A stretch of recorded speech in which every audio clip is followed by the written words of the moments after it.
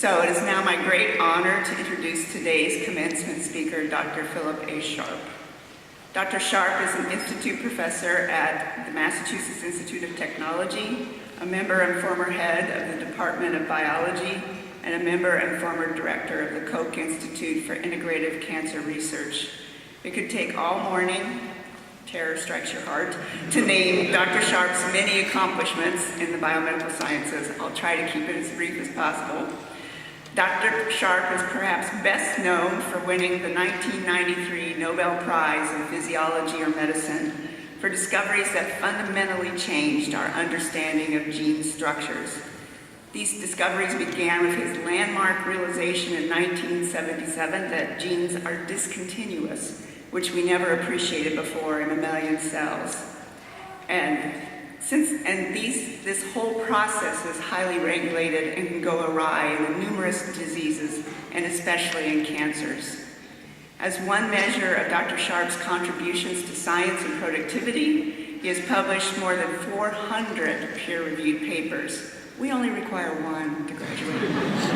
Among his many honors are his election by his peers to the National Academy of Science, the Academy of Medicine, the American Academy of Arts and Sciences, the American Philosophical Society, and the Royal Society UK, and many others. In addition to the Nobel Prize, he has received many other awards, including the Lasker Basic Medical Research Award and the National Medal of Science. His long list of volunteer services includes the presidency of the AAAS, the chair of the Scientific Advisory Committee of the Stand Up to Cancer Project for the American Association of Cancer Research. As a great advocate of education and native in Kentucky, I'm sure Dr. Sharp was extremely honored that the Pendleton County, Kentucky, where he was born, named their middle school after him. Dr. Sharp earned a bachelor's degree from Union College in Barberville, Kentucky, and a PhD in chemistry from the University of Illinois, Champaign-Urbana. He is the co-founder of multiple companies, including Biogen and Analem Pharmaceuticals. Please join me in welcoming Dr. Phillip Sharp as our 2018 commencement speaker.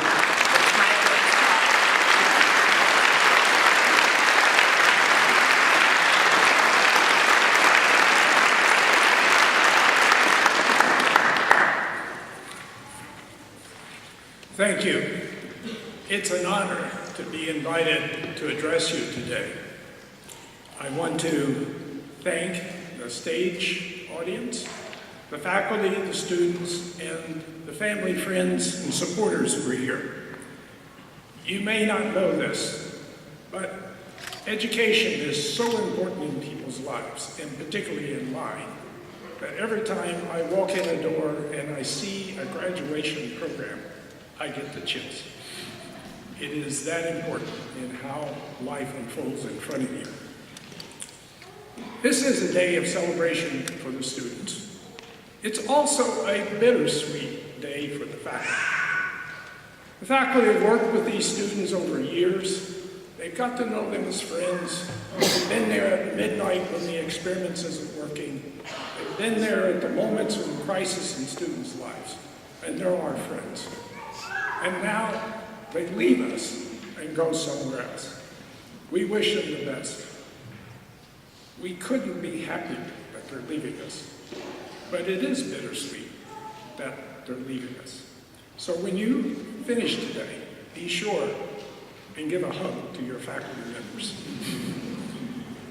Now, as I was preparing this comment, I was thinking about two celebrations that I have just gone through of 40th anniversaries. And I decided that I would use those celebrations to look at the question of change and how much has changed over 40 years. One of the celebrations was a celebration of the founding of a biotech company called Biogen. It was founded in 1978. I was a co-founder with a number of other scientists, and I served on the board for 29 years.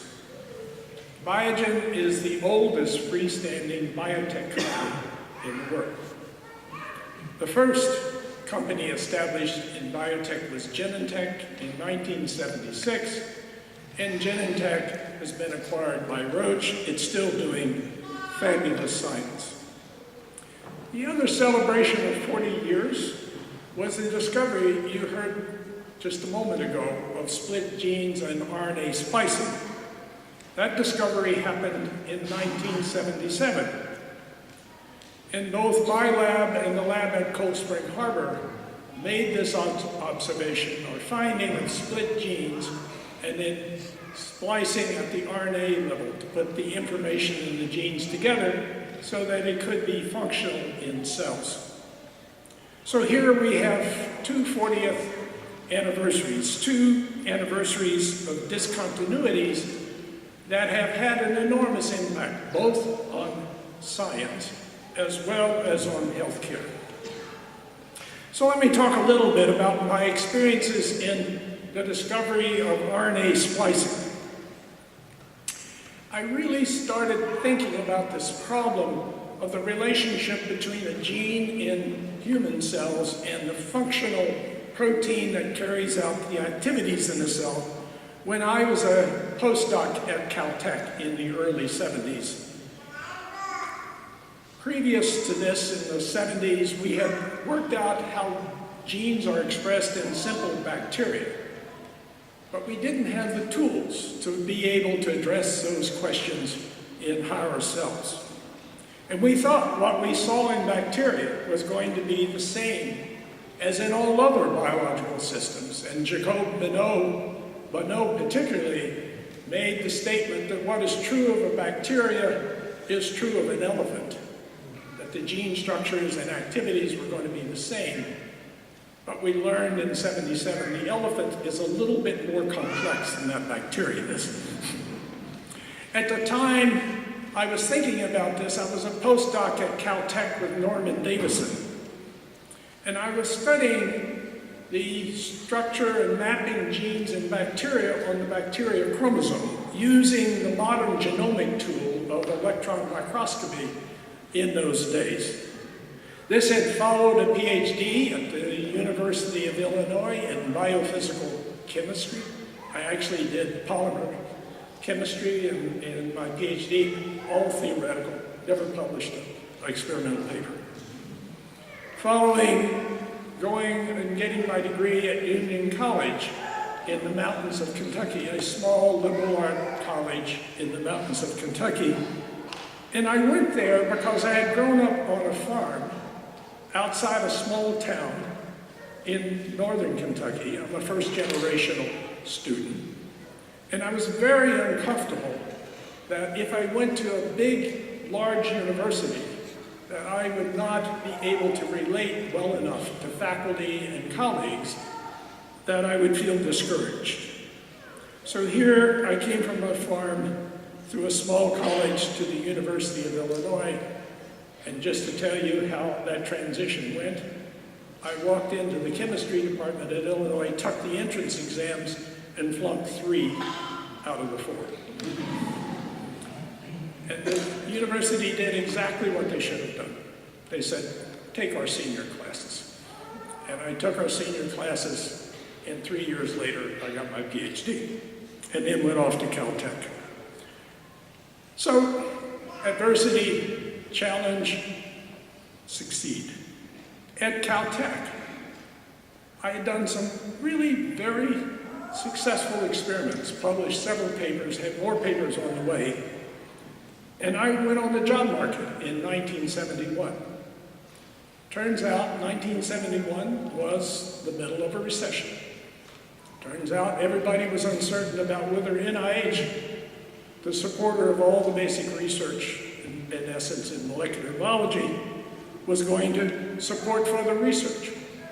So I was interviewed at a number of places I would have been excited to be a faculty member at, and a few that I wasn't so excited to be a faculty member at. And I didn't get the offers that I thought, I wanted, let's put it that way. So I was facing this issue of what to do in my career. You'll face a number of these questions.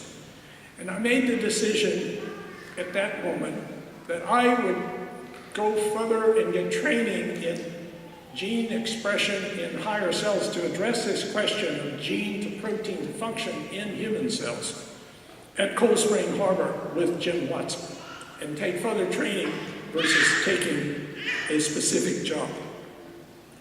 So this gave me the opportunity at Cold Spring Harbor to begin to study DNA tumor viruses in human cells and then address this interesting field. I was very happy and successful with Joe Sandbrook as a colleague. We published a number of papers together. Joe was a virologist par excellence. I was a nucleic acid biochemist. We complemented each other fabulously. We had an enormous amount of fun.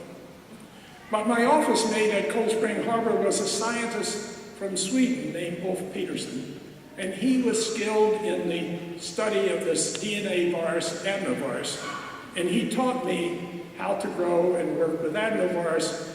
And the virus of adenovirus has a very large genome, and this was the ideal system to begin to address this question of gene to protein in higher cells.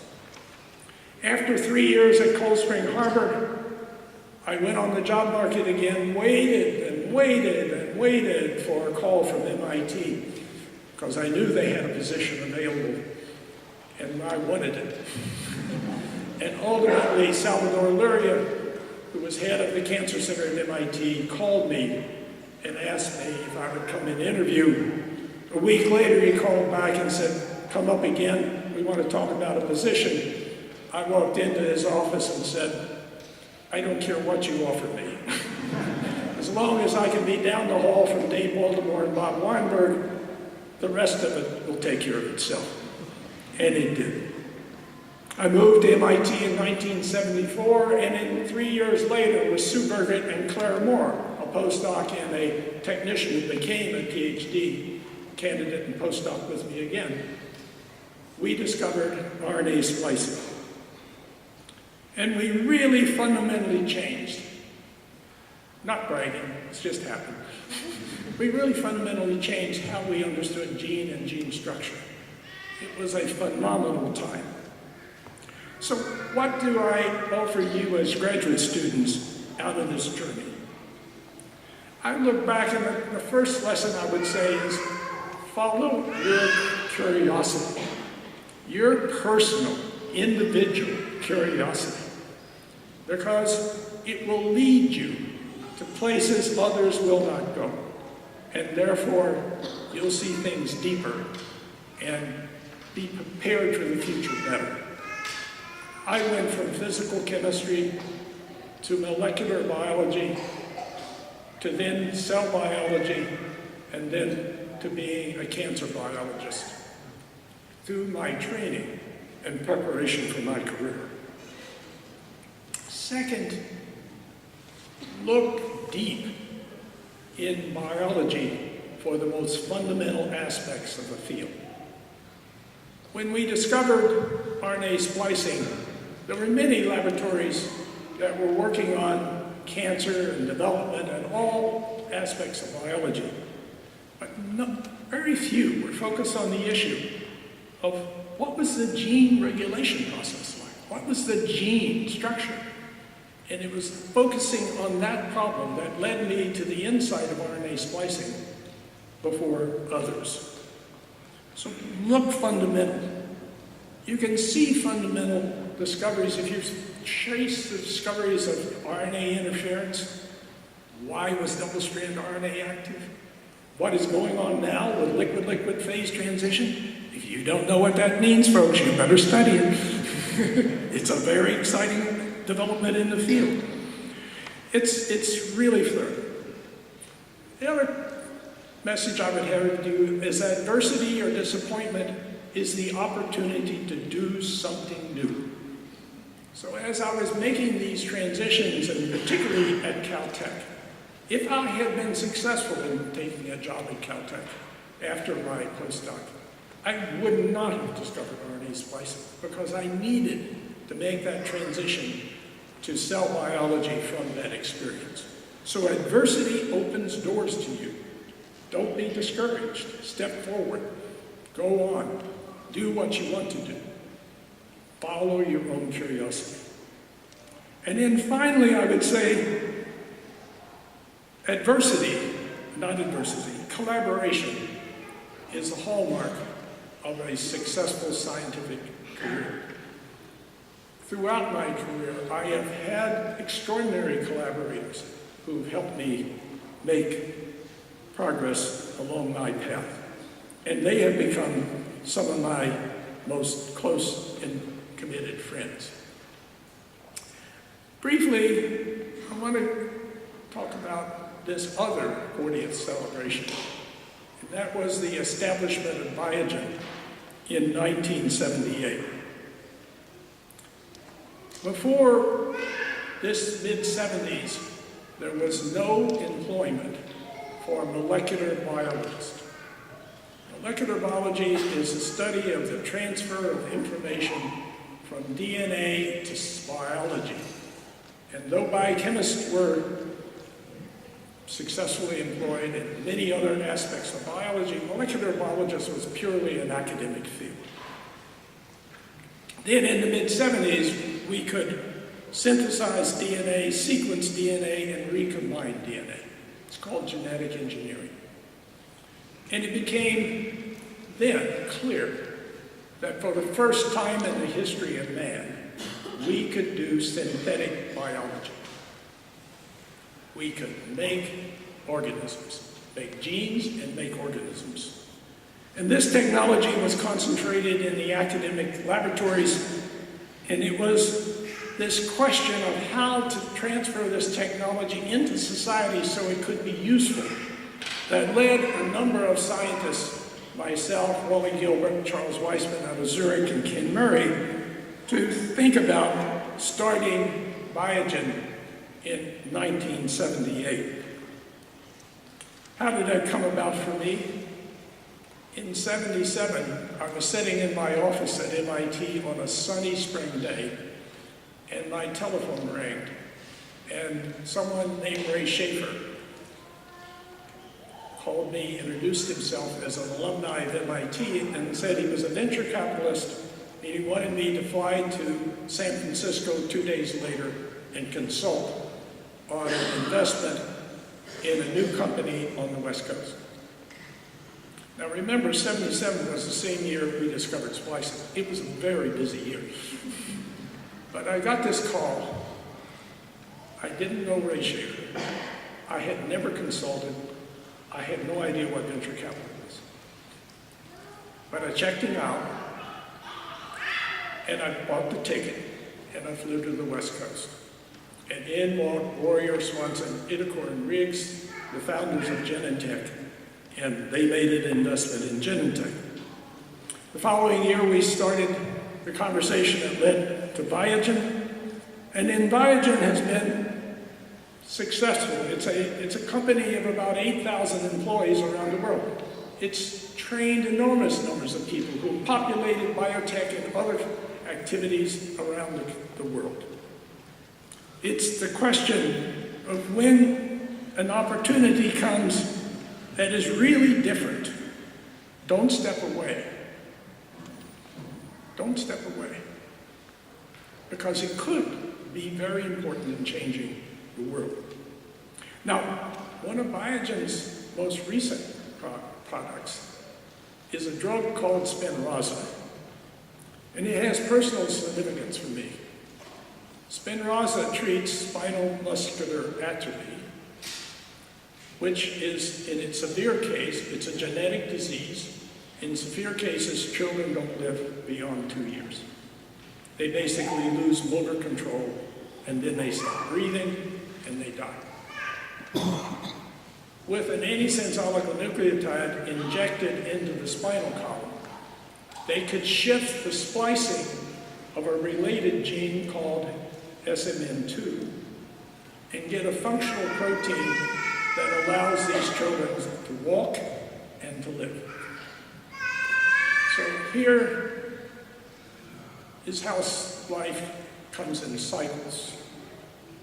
Discover splicing in '77, an antisense oligonucleotide shifts splicing, and it's translated to a kid or a bunch of children by a company established in the interim.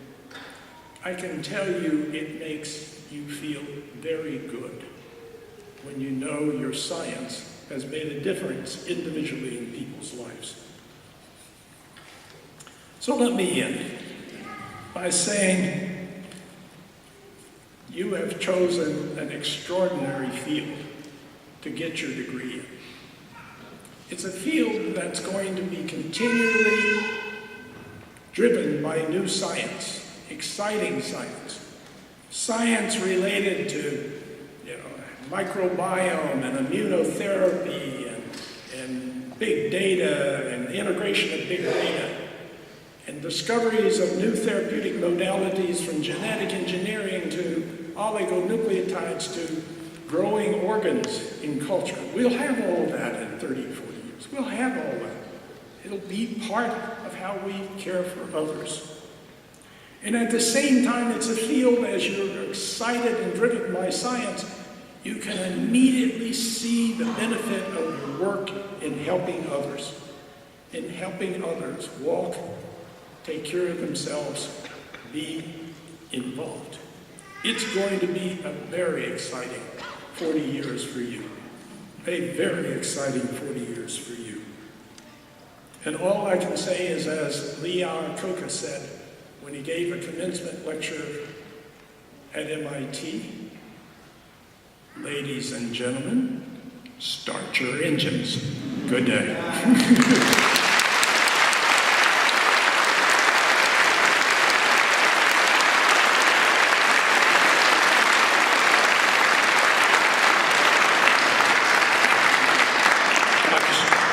Thank you for being with us today. This is just a small token of our appreciation for sharing your wisdom and knowledge with us. Thank you so much.